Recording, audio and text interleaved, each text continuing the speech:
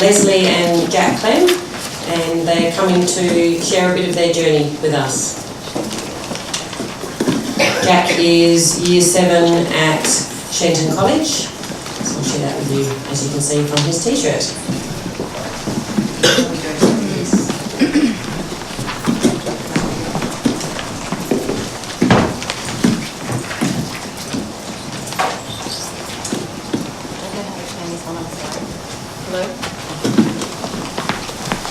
Hello.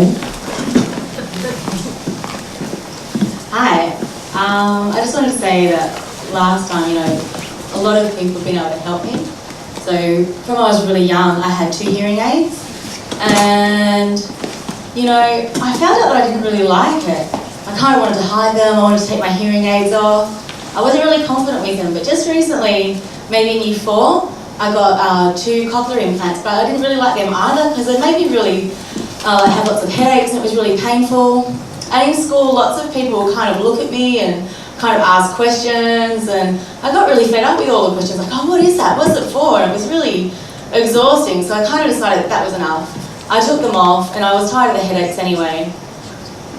Sometimes things like that are helpful, like technology is great, like FaceTime or texting. FaceTime is really great rather than texting because it's really more culturally deaf. I can sign, I can see facial expressions, I love to Skype. Sometimes people say, oh, you're deaf, you can't do things, you can't communicate, oh, that's really terrible. And I feel like now people are starting to realise, like I'm here, I'm at Shenton College, I communicate really well, I do really well. I'm able to do lots of different things, and I've got lots of funny stories, but I might save them up for later. We do have some funny stories, and that deals with the social impact of deafness. Jack is right about his hearing aids, and what do you do with a child who doesn't like hearing aids? I can remember one time with Jack, well, a couple of times, he threw his hearing aids in the bin many times and explained to me they were rubbish, he didn't want them. In 10 minutes, he took them out 7 times, and that was a regular thing, so he would constantly put them in and out. And for me, the social impact, or just the impact of that, well, it's huge. Can you imagine going through a day where you're trying to force your child to do something that he doesn't want to do? So for me, this impact, the social impact of deafness has been about prejudice and acceptance. Prejudice has been, I had to face my own prejudice. When he was born, he was the first deaf person I met. I'm embarrassed, and I have apologised. How can you grow up in this world and just have this beautiful community of people not exist to you? That led me into the prejudice of our society, and therein is the social impact. Every time people think that an interpreter is not necessary for any deaf person, but for Jack, that means I can't be his mother. So when I'm in PMH, a hospital, any professional thing at a party, and an interpreter is denied him, a sports event, community sports, and I'm told it's visual, he can watch, and can't you sign? That means I can't be his mum. That's a huge social impact on me because I become his interpreter. So the prejudice of society of not recognising that deaf people sign. I come from South Africa, my accent's really similar to Anne's. We grew up with 11 official languages. The concept of bilingualism is very common. I have a degree in English language and linguistics. I understood the importance of language acquisition. And so, as Anne was pointing out, the parent choices shape the child's direction. We decided on sign language for Jack because his language acquisition is most important to us, not necessarily his speech. I wanted to give him a tool that he could process and understand the world and communicate. And that meant that our family had to change. And in the ideal world, if I can change the environment around him, because I can't change Jack. I can't even get him to tidy his room. And part of the social impact has been acceptance. It was hard facing appointment after appointment after appointment of being essentially told in these exact words actually and many other variations. Your child is broken. If he doesn't have a cochlea, he's going to amount to nothing. Well, I'm very proud to stand up here with Jack, not because he can't do this alone. It's a better support to me. But he's not broken. He doesn't need fixing. He's never liked hearing aids, as he's going to tell you more about, and cochlears.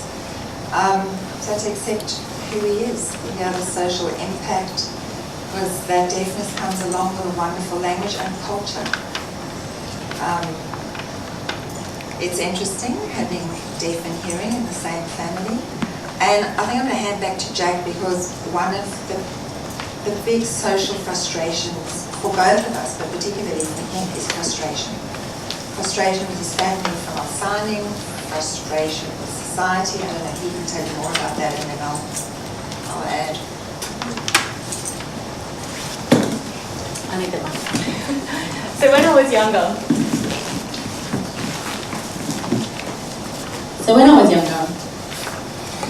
I would go to like the shopping centre, like, and I'd have to go to the baby's toilet. Like, you know those doors in the baby's toilets that you would push? So when I was young, like, you know, baby things, I had the baby change table or whatever. So Mum had to go to the toilet, so I had to go with her, but there was a problem, is that I was actually like a really active kid. So I was sitting down, being really good, and I was getting a bit bored. Mum was in the toilet, and I saw this big button, and I was like, oh, I wonder what that does. So I pushed it, and the door opened, and everyone kind of saw my mum in the toilet going, hi. And Mum's just sitting there like, oh, hi. So I had 2 hearing aids, but Mum was like screaming at me, and I still couldn't hear her. So yeah, that's one of the reasons, like, you know, I always take the hearing aids off, because they didn't really help me. Like, you know, they might fit and suit some people, but not me. So, you know, they were screaming, you know, so Mum was like grabbing the toilet paper roll, like throwing at me, hitting me in the head, telling me like, got to push the button, you know. But, you know, and then lucky Mum was like trying to sign, like door closed, like, you know, deaf culture is like to be able to sign that to each other. But the problem, or another problem, is that the door is very slow to close. So, you know, I was just standing there like that, waving at all the people walking past. So yeah, everyone was looking at my mum, just kind of going about their day. But yeah, I was like, no, I don't need hearing aids, so I would take them off. Cochlears, like I said, they gave me heaps of headaches, so I took them off. I took one off, and I kept another one on, but really, I didn't like it. Wasn't able to use it, so I took that off as well. And I also feel like they kind of hide my identity. You know, I feel like, you know, I am a deaf person. I have a strong deaf identity. I like signing. That's who I am. I'm really confident and proud of that. And the hearing aids and technologies kind of hid that. It's true, and once I've heard other parents talk about that shock at initial diagnosis. And yeah, I had that too. When Jack was diagnosed, the nurses were just chatting, and I was standing right there. He was 6 months old, and the one said to the other, oh, this kid's never going to hear anything, poor guy. And that was how I learned that he was profoundly deaf. It's that acceptance. Oh, I lost my train of thought. But on that signing and the social impact is, once we had accepted and once we had decided to be led by Jack, things did get easier. It's still frustrating, and I've heard a common theme actually through the beautiful students that have stood up and talked. It's like there's this glass partition between us, and I have felt that with Jack, and I'm sure he has felt that often socially. I see really can't access conversations, much as the other students here with cochlears or hearing aids. The access to conversation is really difficult. You can't see the block, but you can't seem to get through. And as a parent, I've heard other moms talk about bonding. That was true as well. Lots of touch. You don't realize how much voice you use when you are soothing a baby until you can't access your voice to soothe your baby. So that adaptability, you had to change and do new things. But as soon as we got into sign language, it was all those things, well, they impacted less. That toilet story, many things happen. You try and hold your dignity while you're sitting on the toilet and the door is closing very slowly, and your delightful son has a wonderful sense of humour. It's funny, I had to block it from there on because that was an interesting thing. Having a deaf child is very physical. You can't shout, put back down. No, you can't have those chips now. We're eating dinner soon. You have to get up and you have to go over and you have to tap and I don't think that's cochlear hearing aid signing. It doesn't matter. It's just part of that wonderful experience of being deaf. Social impact has been joy with Jake. Lots of frustration, yes, but just that joy and exuberance. Sign language, I've fallen in love with it. It's a beautiful, beautiful language. Nothing delights me more than to have Jack come home and just tell me a story. We can have us all laughing. Him and his brothers fight a lot, and I remind myself, well, they couldn't fight if they couldn't sign to each other because we've all learned sign language. So another strategy that we've had is, as I was saying, Jack, I don't want Jack to change. This is who he is. He's beautiful and he will go on to do whatever he wants to do in life. But if I can make a social impact to help change the environment around him, if I can get on the hockey team to have an interpreter there and get rid of that social prejudice and indifference our society has against deaf people, blind people, disabled people in any way, where it's not oh really, must you have an interpreter, can't you just watch? If you can have an interpreter and 2 or 3 people learn to sign in his environment, well, then he doesn't have a disability, which is actually not, I think it's an inability.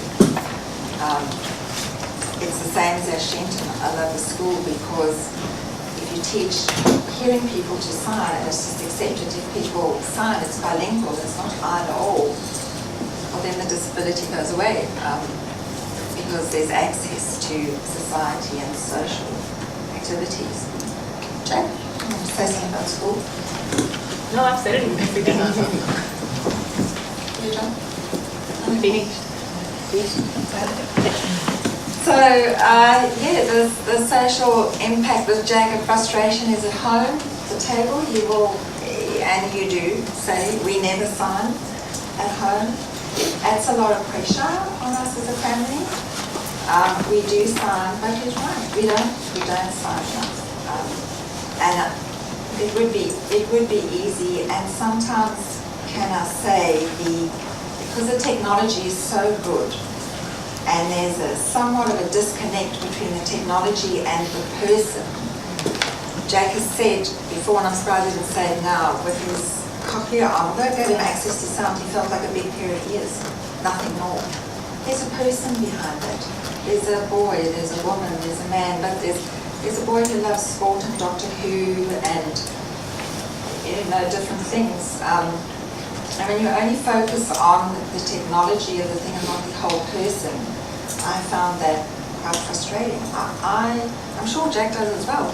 I wish his hearing aids had worked.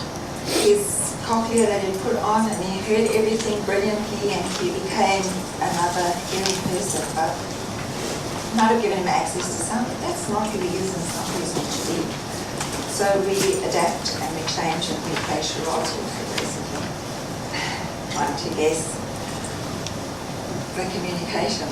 So it is our message on the impact. Jack would agree with me, is I would like people to not forget that a deaf child, person, baby is not just a pair of ears, and bilingualism is wonderful. Signing, he can write and read English. I send him out to the shops when he was young. Do you remember? When he wrote out the list to practice his And my heart was in my mouth, but I sent him up to the shops with the shopping list and his money because he can't have an interpreter with him 24 hours a day. Would be nice, but not going to happen. And he has to live, kind of negotiate here in Melbourne. He had to go and buy the things and get the change. And he's confident now to do that. And yeah, I think that's about it. It's just that bilingualism. Oh, one more thing, we touched on the support groups. Social impact, again, getting back to that prejudice. For me as a parent, the support groups have been difficult because it's always either or. It's either oral and cochlears and no signing, or it's just been signing and there's not a lot of signing around. I long for the day when it can be both without this distinction or the judgment or the prejudice. Technology is fantastic. But you need both, and yeah, I just love deaf people. They're amazing, and